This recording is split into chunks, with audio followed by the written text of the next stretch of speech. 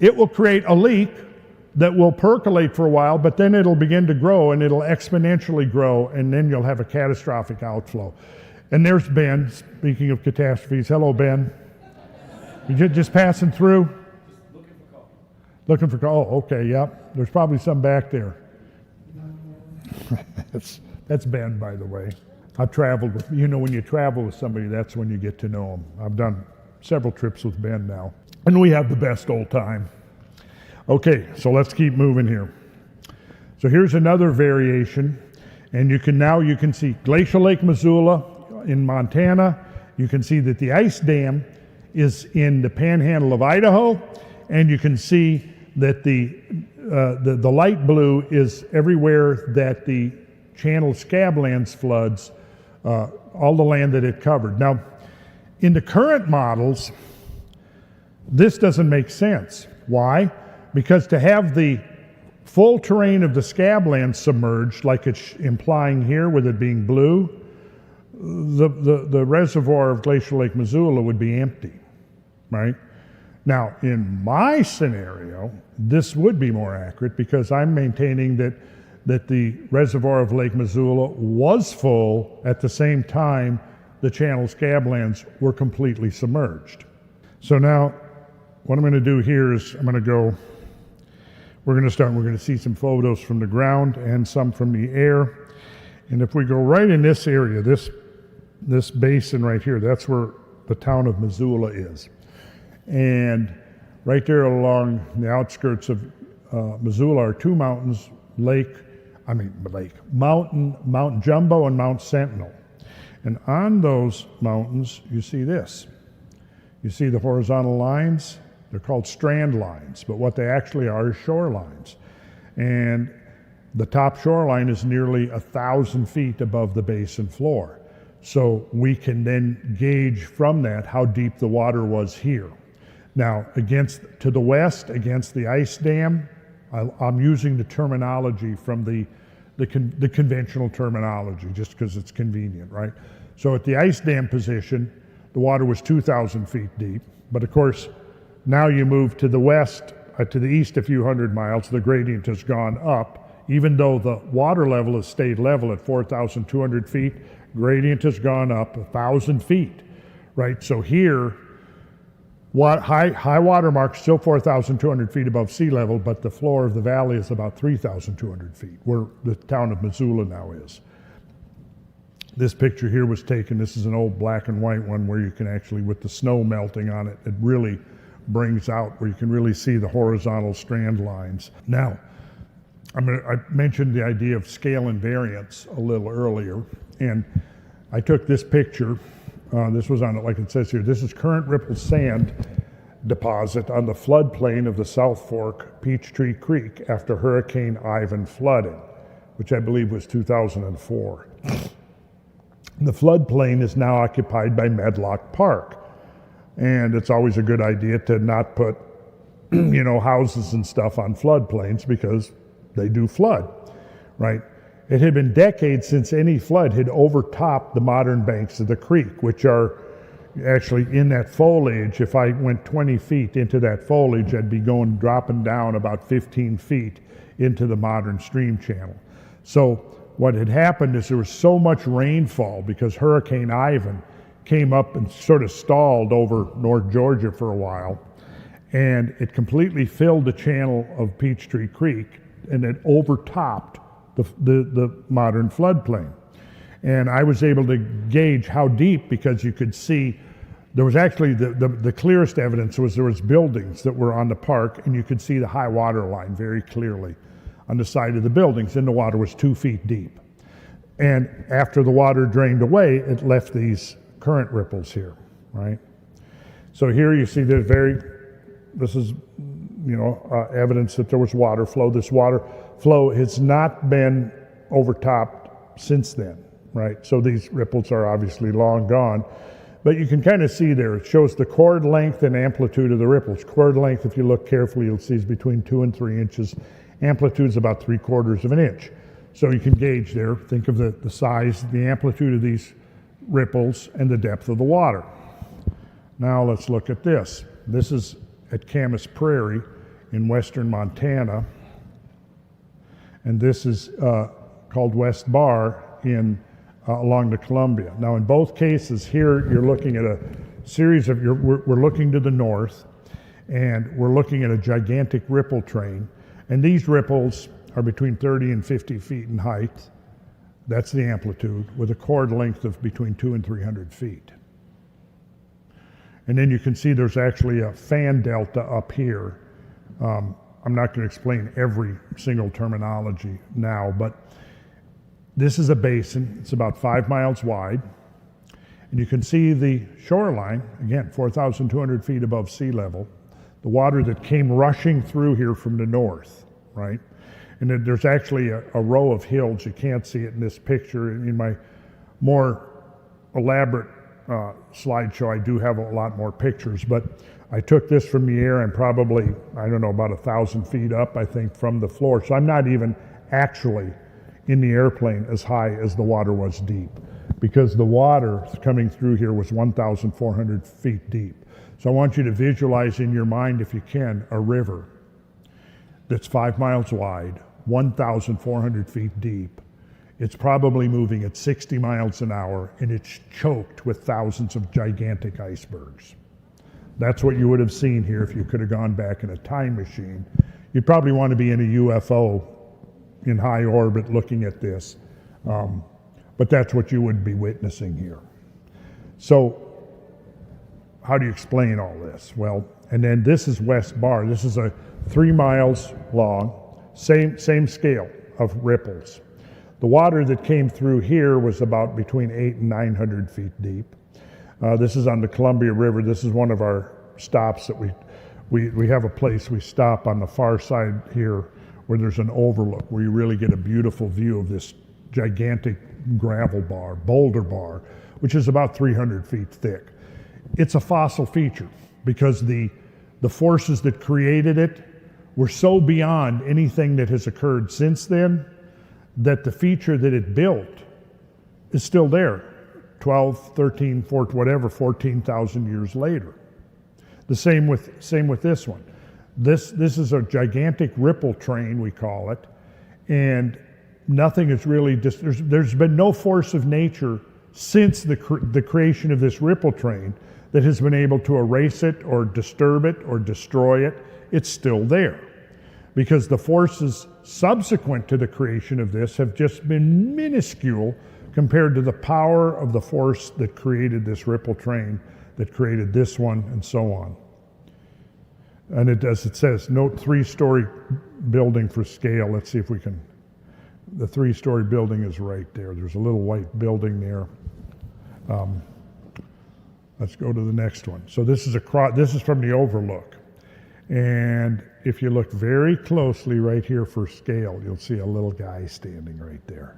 Okay, so now one of the other diagnostics for these giant floods is this.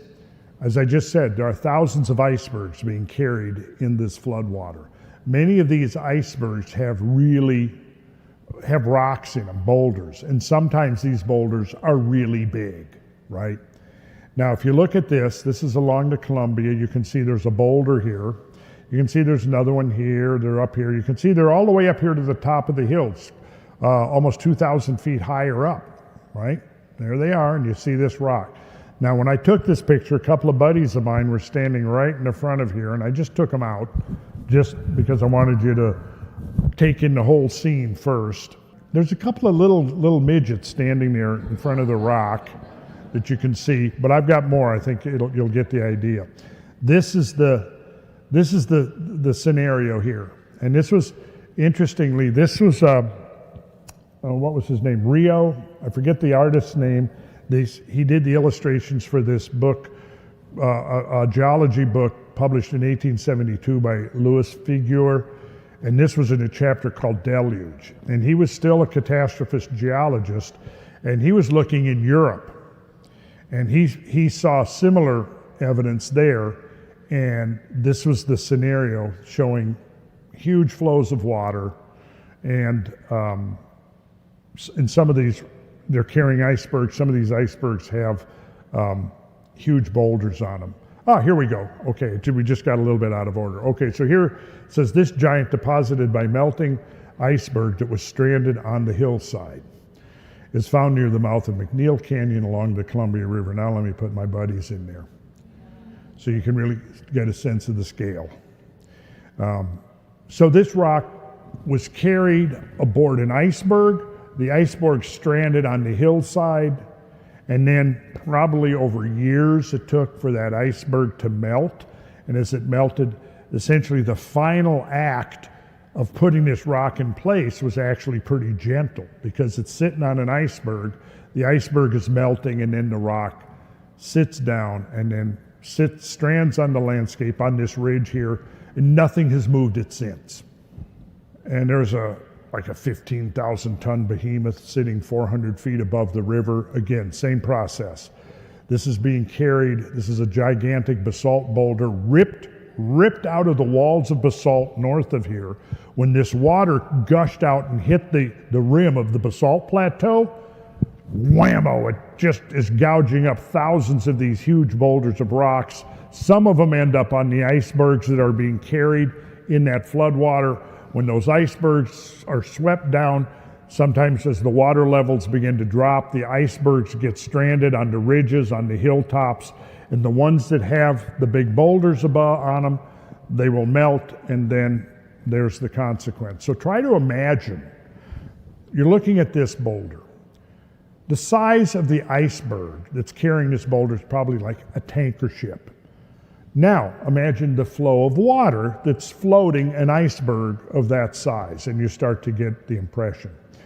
As you go across what's called the Waterville Plateau, you begin to see things like this scattered from as far as the eye can see, gigantic boulders. This is called Jaeger Rock. It sort of marks the very beginning of the downcutting of Moses Coulee. We're looking to the east here, so south is to the west. You can see there's another large boulder here. You can see there's a large boulder over here. When you get up to the Jaeger Rock itself, it's like that. And it sits in a berg mound. A berg mound is when you have an iceberg, the glacial ice is dirty. It's filled with gravel, rocks, boulders, dirt. So when an iceberg like that melts, it leaves a mound of debris. Makes sense, right? So you have here a gigantic erratic boulder of basalt sitting in a berg mound. Now there's lots and lots of berg mounds without big boulders in them. And once you learn to recognize a berg mound, you go, okay, there was an iceberg there. And so that's one of the paleocurrent indicators. There's a whole set of these diagnostic features that if you're tracking the route of one of these floods, there's things you look for, right? One of them is, okay, we know that there were icebergs because whatever the force that caused this water, like what was the source of this water? Well, in the conventional models, it's just the Lake Missoula gradually fills over 50 to 100 years. And I'd reject that idea. I don't think the Lake Missoula was even a lake. I think it was just a gigantic temporary backflood holding pond, right? And I have amassed an enormous amount of evidence that I think supports that. And I've done multiple traverses all throughout the valleys of Lake Missoula. And anyways, then of course it raises the question of what was the source? Well, I think the source, if you want to look at the geographic source, not the cause, but the source, you have to go all the way north to British Columbia to an area called the Nechako Plateau, up there near Prince George. So I would highly recommend, if you're really interested in this, go to Google Earth or Google Maps. Google Maps, go to Terrain View, and you can trace these north-south trending valleys. They converge right on the Nechako Plateau, it's called, and Prince George is right there. And I think that is where the floods emanated, not from Lake Missoula. And that's one of the major differences between my thinking and the conventional models, is the conventional models go to Lake Missoula and they say this was the source of the floods. And I say, no. The floods actually came from the north. And it's actually the opinion, scientific opinion, is beginning to shift now. In fact, it showed up, Nick Zentner, who does really nice job of doing videos about all of this. He had a meeting, maybe a couple of meetings with Jerome Lessman not too long ago. And Jerome Lessman, I've been out in the field with him a couple of times. He's been on Cosmographia podcast. He was a student of John Shaw. Now there's a whole backstory there we need to get into. John Shaw was the guy who studied these gigantic drumlin swarms.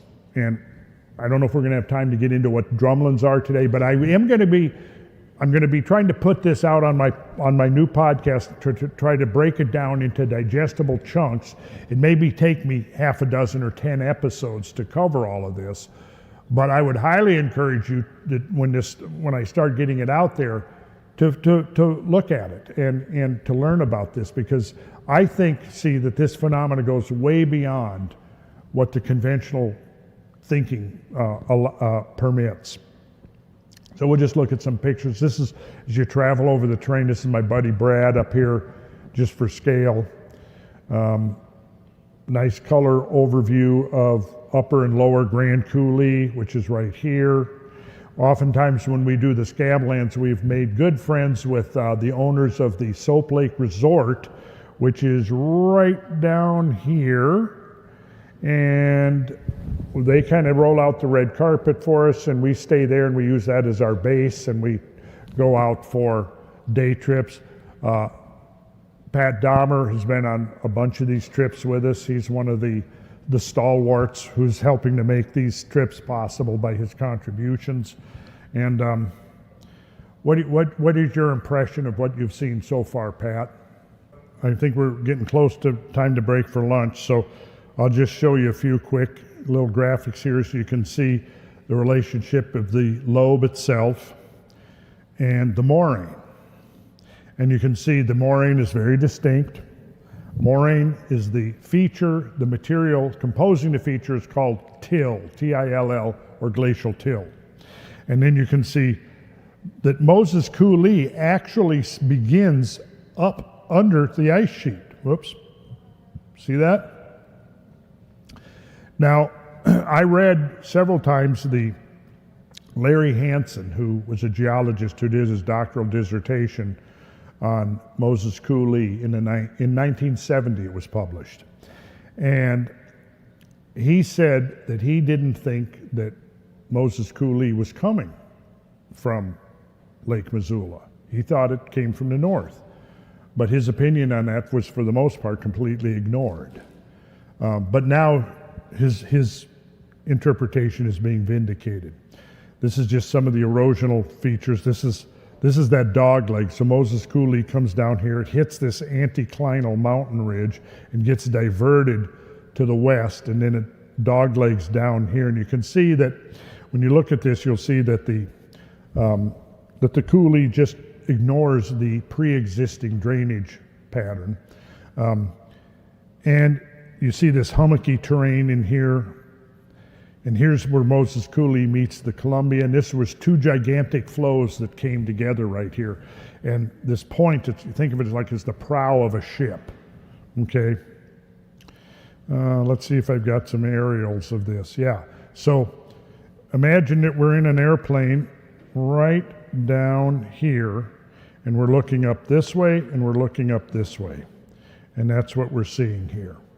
And so we're seeing a coulee, Moses Coulee up on the right, up here, and then the Columbia River here, and you'll notice the sheer walls, and then there's huge gravel deposits, boulder deposits, flanking the bottom of these. This is not normal talus emplaced by gravity.